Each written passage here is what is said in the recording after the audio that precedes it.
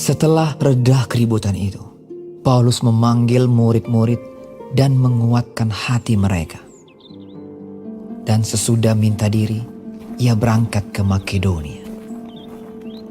Ia menjelajah daerah itu dan dengan banyak nasihat menguatkan hati saudara-saudara di situ. Lalu tibalah ia di tanah Yunani. Sesudah 3 bulan lamanya tinggal di situ, ia hendak berlayar ke Syria. Tetapi pada waktu itu, orang-orang Yahudi bermaksud membunuh dia.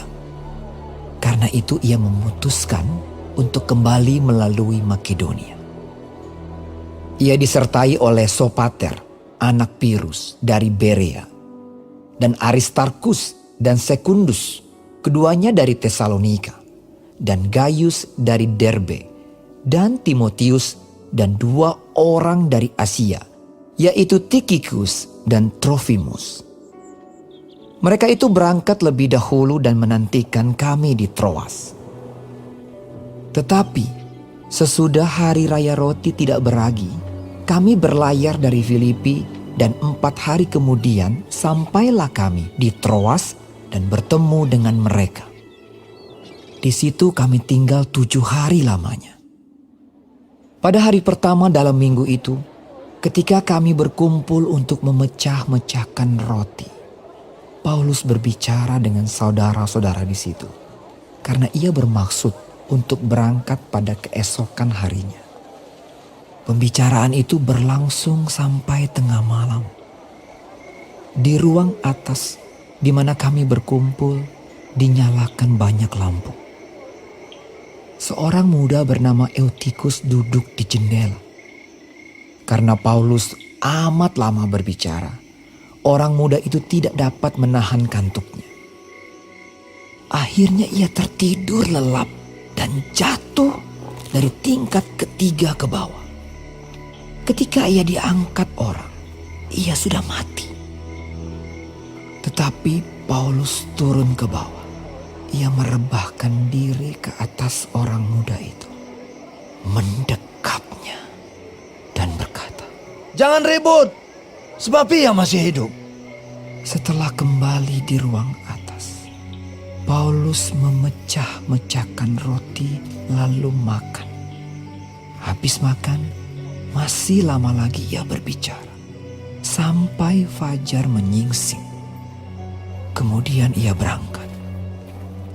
Sementara itu mereka mengantarkan orang muda itu hidup ke rumahnya. Dan mereka semua merasa sangat terhibur. Kami berangkat lebih dahulu ke kapal dan berlayar ke Asos, dengan maksud untuk menjemput Paulus di situ sesuai dengan pesannya, sebab ia sendiri mau berjalan kaki melalui darat. Ketika ia bertemu dengan kami di Asos, kami membawanya ke kapal, lalu melanjutkan pelayaran kami ke Metilene.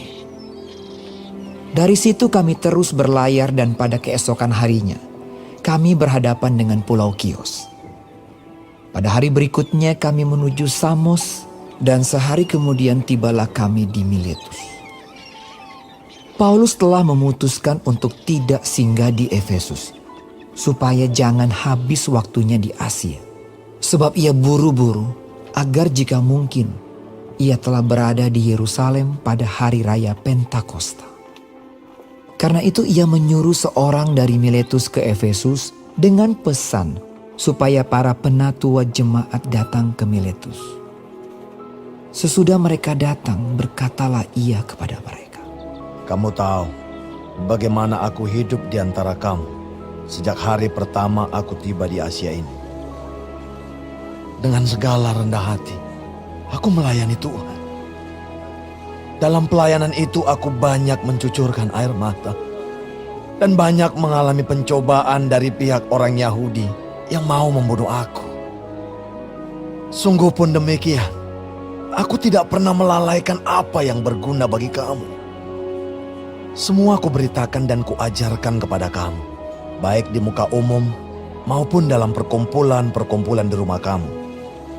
Aku senantiasa bersaksi kepada orang-orang Yahudi dan orang-orang Yunani, supaya mereka bertobat kepada Allah dan percaya kepada Tuhan kita, Yesus Kristus.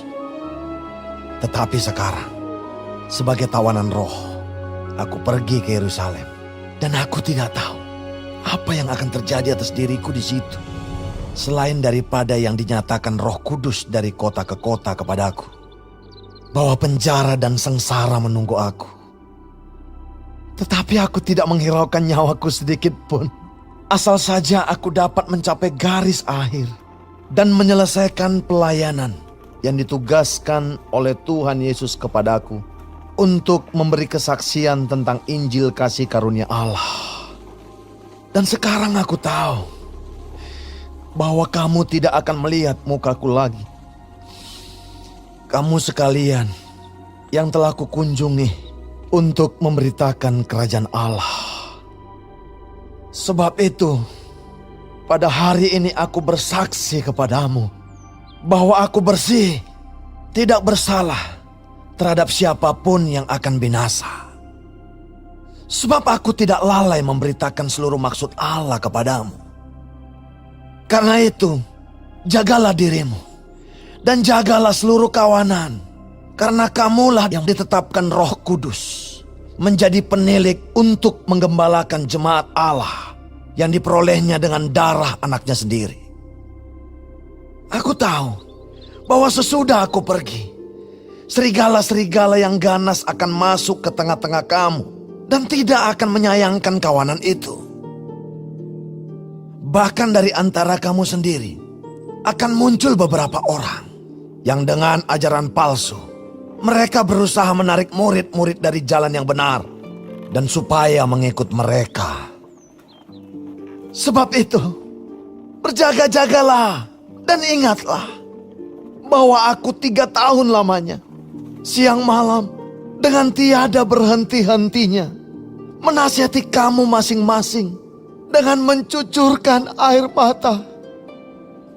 Dan sekarang aku menyerahkan kamu kepada Tuhan dan kepada firman kasih karunia-Nya yang berkuasa membangun kamu dan menganugerahkan kepada kamu bagian yang ditentukan bagi semua orang yang telah dikuduskannya. Perak atau emas atau pakaian tidak pernah aku ingini dari siapapun juga. Kamu sendiri tahu bahwa dengan tanganku sendiri aku telah bekerja untuk memenuhi keperluanku dan keperluan kawan-kawan seperjalananku. Dalam segala sesuatu telah aku berikan contoh kepada kamu bahwa dengan bekerja demikian kita harus membantu orang-orang yang lemah dan harus mengingat perkataan Tuhan Yesus. Sebab Ia sendiri telah mengatakan, adalah lebih berbahagia memberi daripada menerima. Sesudah mengucapkan kata-kata itu, Paulus berlutut dan berdoa bersama-sama dengan mereka semua. Maka menangislah mereka semua terseduh-seduh sambil memeluk Paulus. Mereka berulang-ulang mencium dia. Mereka sangat berduka cita. Terlebih-lebih karena ia katakan bahwa mereka tidak akan melihat mukanya lagi. Lalu mereka mengantar dia ke kapal.